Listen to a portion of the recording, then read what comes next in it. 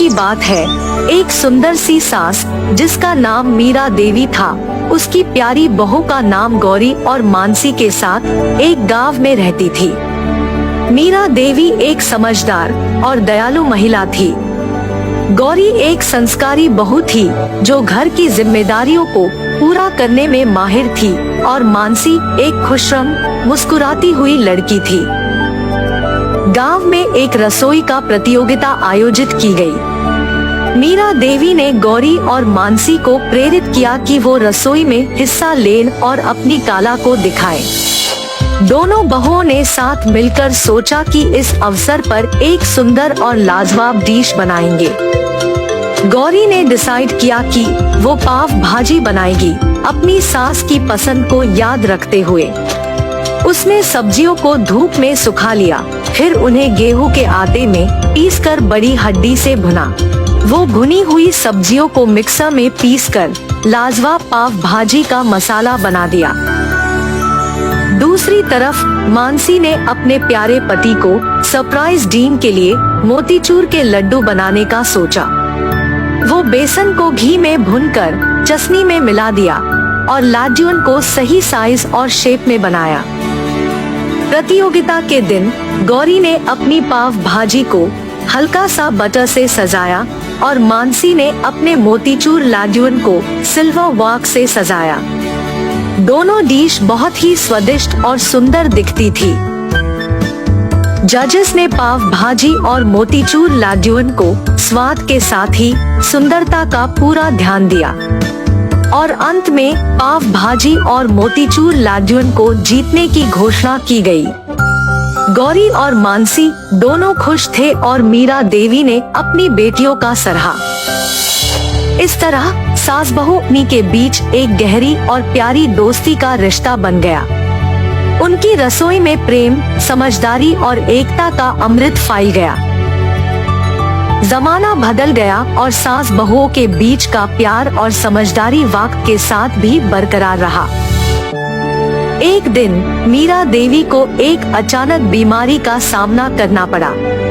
वो कमजोर हो गई और अपनी दिनचर्या के लिए दूसरों की मदद की आवश्यकता महसूस करने लगी। गौरी और मानसी ने तुरंत उनकी सेवा में जुट गई। गौरी ने रसोई संभाल ली और अपनी सास के पसंद के अनुसार डिशों को बनाने लगी।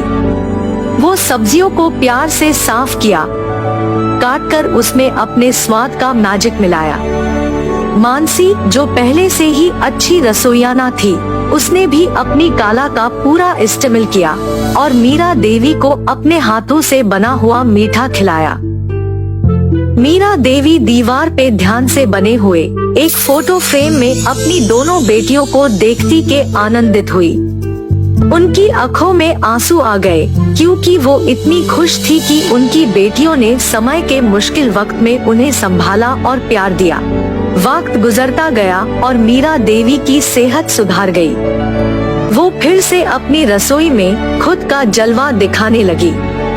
पर इस बार मीरा देवी ने एक नई डिश बनाने का सोचा। वो दोनों बेटियों को अपने पास बुलाई और कहा, गौरी और मानसी, मुझे आपसे एक बात कहनी है। मुझे लगता है कि हमें एक रसोई कौशल प्रतियोगिता में हिस्सा लेना चाहिए। हमें दिखाना चाहिए कि हमारी रसोई में प्रेम, समझदारी और मेहनत है। गौरी और मानसी खुश होकर तैयार हो गई। वो साथ मिलकर नई डिशों पर काम करने लगी। गौरी ने डिसाइड किया कि वो पनीर टिक्का मसाला बनाएगी और मानसी ने डेजर्ट के लिए राबड़ी और मलपुआ तैयार किया। प्रतियोगिता के दिन मीरा देवी ने बड़ी उमंग से पवित्र प्रार्थना की और उनकी दोनों बेटियों को आशीर्वाद दिया। जजेस ने गौरी की पनीर टिक्का मसाला और मानसी के राबड़ी मलपुआ को स्वाद, सुंदरता और क्रिएटिविटी का दर्जा दिया। अंत में मीरा देवी, गौरी और मानसी ने प्रतियोगिता जीत ली। सब गांव वाले और परिवार के सदस्यों ने उन्हें बधाई और सम्मान दिया। इस तरह सास बहुओं के बीच का रिश्ता और रसोई का प्यार और समझदारी से और मजबूत हो गया। उनकी रसोई में प्यार, सम्मान और स्वाद का मिठास था। एक लंबे समय पहले एक बड़े शहर में बड़ी गंदी हालत में एक गरीब लड़की जीती थी। उसका नाम सरला था। वो अपने माता पिता और भाई के साथ एक छोटी सी घर में रहती थी। उसका पिता शहर में मिल रहे छोटे मोटे काम करता था और इतना ही नहीं, सारा दिन मेहनत करके कमाए हुए पैसों में से आधे पैसे वो दारू में लगा देता था। इसीलिए उनकी घर की हालत दिन ब दिन बिगड़ती गई। ना उनको हर रोज खाने के लिए खाना था, ना पहनने के लिए कपड़े थे। सरला का भाई भी हमेशा भूख की वजह से रोते रहता था और उसकी माँ की तबीयत हमेशा खराब थी। इसीलिए सरला उसके भाई का ध्यान रखती थी। सारे घर का काम भी वही करती थी। जितना था उतने में ही खाना पकाकर अपने भाई को देती थी और अपने माँ को भी खिला देती थी। अगर कुछ बचता तो खाती थी, वरना वो भी नहीं करती। ऐसे दिन बीतते गए और उसकी माँ की हालत बिगड़ता गया। इसीलिए कम से कम 2 दिनों में एक बार भी खाना मिलना मुश्किल बन गया था। इसी कारण वो फैसला करती है कि वो भी कोई ना कोई काम करेगी और पैसे कमाएगी, ताकि उनको खाने के लिए खाना मिले और उनकी माँ के लिए दवाइयाँ भी। उसके बाद वो अपने एरिया में कुछ बच्चों से गुलाब के फूल खरीदती है और उसके बाद ट्रैफिक सिग्नल में जाकर उन्हीं फूलों को बेचने लगती है। ऐसे दिन पूरा खाए बिना सोए बिना मेहनत करके कमाए हुए कुछ पैसों से वो अपने भाई और माँ को खाना देती थी। बचे पैसों से वो जब अपनी माँ के लिए दवाइयाँ खरीदने जा रही थी, वहां उसका पिता आकर, ये सब खाने के लिए तुम लोगों को पैसे कहाँ से आए?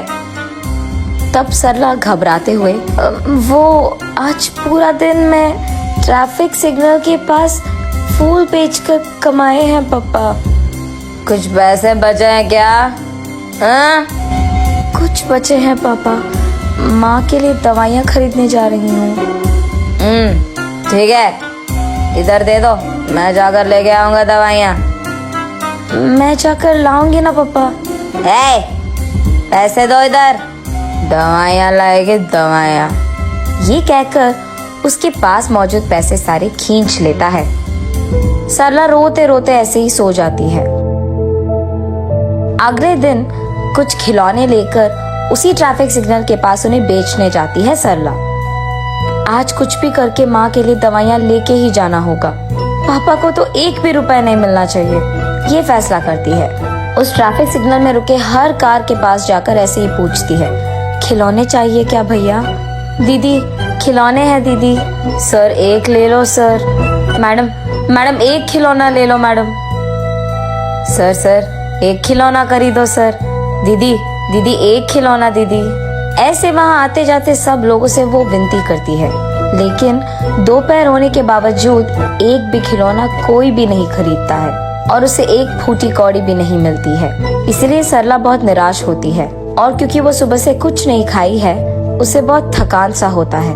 लेकिन फिर भी जैसे ही ट्रैफिक सिग्नल के पास गाड़ियां रुकते हैं, वो भागते हुए फिर से बेचने की कोशिश करती है। लेकिन इतने में वो एक कार के सामने थकान के कारण चक्कर आकर गिर जाती है। जब आंखें खोलकर देखती है तो सरला एक बड़ी सी घर में और बड़े से बेड पर सोती रहती है और वहाँ मौजूद 2 आदमी, मेरा नाम सुरेश है बेटी और ये मेरी बीवी है सुमति। तुम चक्कर आकर गिर गई थी, इसलिए हम तुम्हें घर ले आए। तुम फिक्र मत करो, ऐसे कहते हैं। तुम्हारी नाम क्या है बेटी? मेरा नाम सरला है, मुझे घर जाना है। तुम कहाँ रहती हो बेटी? हम यही सिग्नल के पास मौजूद बस्ती में रहते हैं। हम तुम्हें खूब पढ़ाएंगे, तुम हमारे साथ रह जाओगी क्या? नहीं, मुझे घर जाना है। मेरा भाई छोटा है और माँ का तबीयत भी खराब है। आज मैंने एक भी खिलौना नहीं बेचा है। कुछ भी करके आज माँ के लिए दवाइयाँ लेके जाना ही होगा। मैं घर चली जाऊंगी। ये कहकर वहाँ से निकलने ही लगती है कि रुको बेटी, तुम्हें जो दवाइयाँ चाहिए वो मैं खरीद दूंगा और मैं तुम्हारे घर के पास भी तुम्हें छोड़ दूंगा। ये कहकर सरला को कार में बिठाकर कुछ दवाइयाँ और खाना खरीदकर सरला को उसके घर में ड्रॉप कर देते हैं। तब उस दिन सरला जो कुछ भी हुआ उसकी माँ को बताती है। अगर वो लोग फिर से दिख गए तो मेरी तरफ से शुक्रिया अदा करो उनका। ठीक है माँ, ये कहकर वो उस दिन पेट भर खाना खाती है और खुशी से सोती है सरला।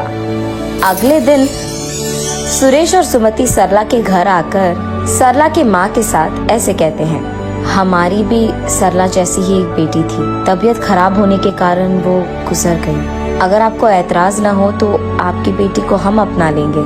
हम वैसे भी गरीब हैं, कम से कम उसको तो एक अच्छी जिंदगी मिलेगी। ऐसे उसकी माँ को ऐतराज होने के बावजूद वो हाँ कहती है। माँ, मैं नहीं जाऊंगी माँ, तुम्हें छोड़कर नहीं जाना मुझे। ये कहते हुए सरला रो पड़ती है। तब सरला को वो लोग समझकर ऐसे कहते हैं, तुम्हारा सारा परिवार हमारे साथ रह सकता है। हमारे तो रिश्तेदार भी नहीं है और औलाद भी नहीं है। हमारे पास बहुत सारे पैसे हैं और तुम सबका देखभाल हम कर सकते हैं। सरला की माँ को ये बात मंजूर होती है। तब सुरेश और सुमति सरला के साथ उसकी सारी परिवार को उनके घर ले जाते हैं। अगले ही दिन से सरला एक बड़ी पाठशाला में पढ़ने के लिए जाती है और सरला के भाई को खेलने के लिए बहुत सारे खिलौना खरीद कर देते हैं। सरला की माँ को भी एक अच्छी अस्पताल में इलाज करवाते हैं और सरला के पिता को काम करने के लिए एक अच्छी नौकरी देते हैं। ऐसे उस गरीब लड़की सरला को सुरेश और सुमति के कारण एक अच्छा जिंदगी मिलता है और उसके साथ साथ उसके परिवार को भी